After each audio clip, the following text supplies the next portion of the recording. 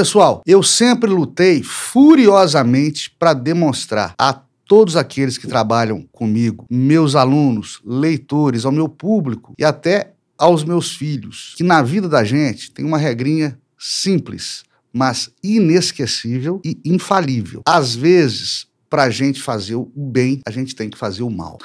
Nós ajudamos muita gente que, aparentemente, nós prejudicamos. É aquela história de dar um passo para tomar impulso e dar um salto para frente. Ou seja, às vezes a gente tem que dar um passo para trás para dar dois para frente.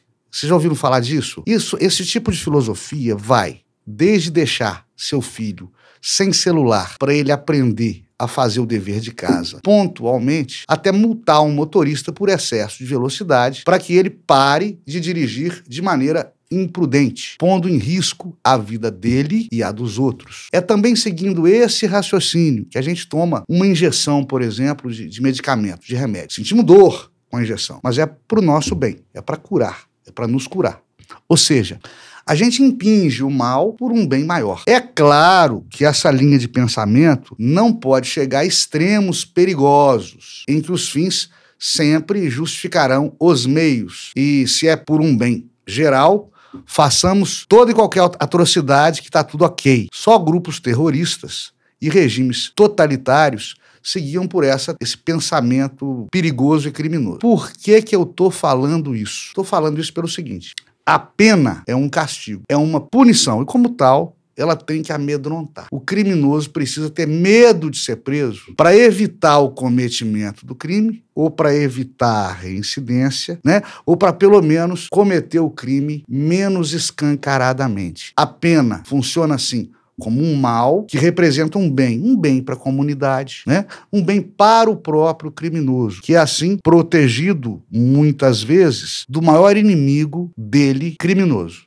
que é ele próprio. Portanto, a pena não é um mal em si mesma, né? Ela precisa ser aplicada para que possamos gerar um bem comunitário maior. E é isso que muita gente se esquece. A pena não é um mal pelo mal, não é uma mera retribuição estatal ao crime, castigando o criminoso simplesmente porque ele praticou o crime. Ela tem que intimidar a pena, sim, tem que intimidar.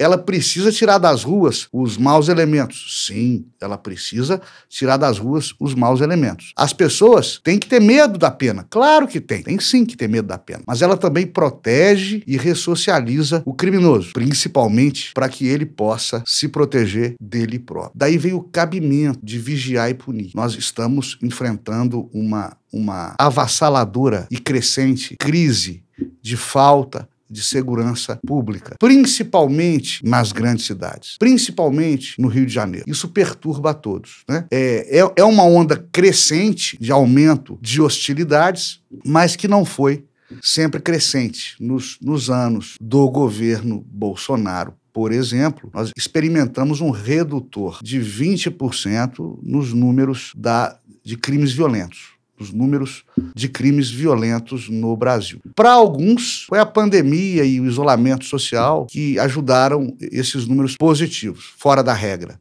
né? Para outros, foi a política de tolerância zero do governo Bolsonaro com grupos criminosos, foi a valorização das polícias. Você escolha seu lado, você escolha qual teoria seguir. O ponto aqui, definitivamente, hoje, não é esse.